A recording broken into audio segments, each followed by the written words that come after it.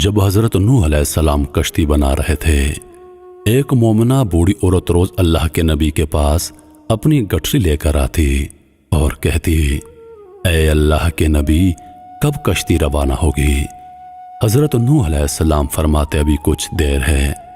وہ عورت شام تک بیٹھی رہتی اور پھر اٹھ کر چلی جاتی۔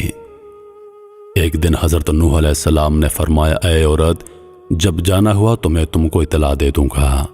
وہ عورت واپس چلی گئی اور انتظار کرنے لگی کہ کب حضرت نوح علیہ السلام بلائیں گے۔ اس دوران عذاب آ گیا اور کشتی روانہ ہو گئی، لیکن نوح علیہ السلام نے اس عورت کو نہ بلایا کیونکہ وہ بھول چکے تھے۔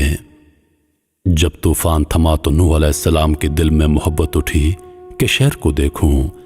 جہاں سے چلے تھے وہاں آئے اور قریب جا کر دیکھا تو ایک جھونپڑی میں دیا جل رہا تھا۔ نوح علیہ السلام یہ دیکھ کر چونک گئے، روئے زمین پر کوئی ایسا گھر بھی ہے کہ اتنے عظیم طوفان کے بعد بھی جس میں چراغ جل رہا ہے؟ انہوں نے وہاں تکبیر بلند کی تو وہ عورت سامان لے کر آ گئی اور کہنے لگی، یا نبی اللہ، کیا کشتی تیار ہے، چلیں؟ نوح علیہ السلام نے حیرت سے اس کو دیکھا اور کہا، رکو بڑھیا، کیا تمہیں کچھ پتہ نہیں چلا؟ وہ کہنے لگی، اے اللہ کے نبی، کیا نہیں پتا چلا؟ نوح علیہ السلام نے کہا، اتنا بڑا سیلاب آیا تھا، بارش آئی، تمہیں کچھ بھی پتا نہیں چلا؟ بڑھیا کہنے لگی، اے اللہ کے نبی، بس ایک دن بادل گرجے تھے اور ہلکی پھلکی بارش ہوئی تھی۔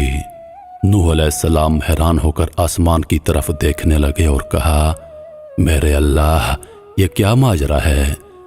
اللہ تعالیٰ نے نوح علیہ السلام پر وحی بھیجی کہ اے میرے پیارے نبی، اس عورت کے دل میں چونکہ تمہاری محبت تھی اور تم نے اسے پابند کر دیا تھا، اور چونکہ تمہارا اس سے وعدہ بھی تھا کہ نجات کی کشتی میں اسے لے جاؤ گے، جبکہ تم نے اپنا وعدہ پورا نہیں کیا، لیکن اے میرے نبی، میں تو تمہارے وعدے کا ذمہ دار تھا، اس لیے میں نے اس بڑھیا تک عذاب پہنچنے نہیں دیا۔